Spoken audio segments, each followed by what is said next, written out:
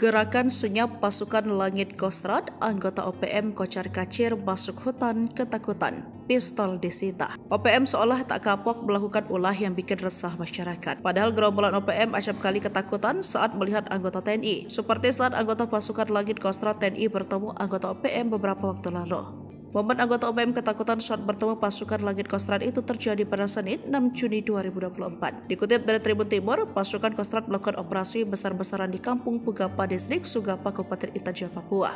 Sebuah tempat yang diyakini sebagai markas OPM berhasil ditemukan dan diobrak-abrik oleh pasukan yang dikenal dengan pasukan Langit Kostrad. Penyerbuan dilakukan cepat dan semuanya digerakkan prajurit TNI dari Satuan Tugas Pengamanan Daerah Rawan, Satgas Pamrah, Batalion Infanteri Para Rider 501 Prajayuda. Menurut Komandan Yonif Para Rider 501 BY, Letnan Kolonel Infa Arfa Yuda, bersedia penyerbuan dipimpin Letnan 1 Infa Yulian Nugroho. Serangan pasukan ini dibantu pasukan yang tergabung dalam operasi Pajra 10. Penyerbuan diawali temuan sebuah honai, lalu prajurit TNI melakukan pengamatan. Dari pengamatan di lapangan, TNI mendeteksi pergerakan beberapa anggota OPM. Pasukan pun bergerak cepat melakukan penyergapan, namun anggota OPM berhasil melarikan diri. Mereka disebut kocar-kacir masuk hutan.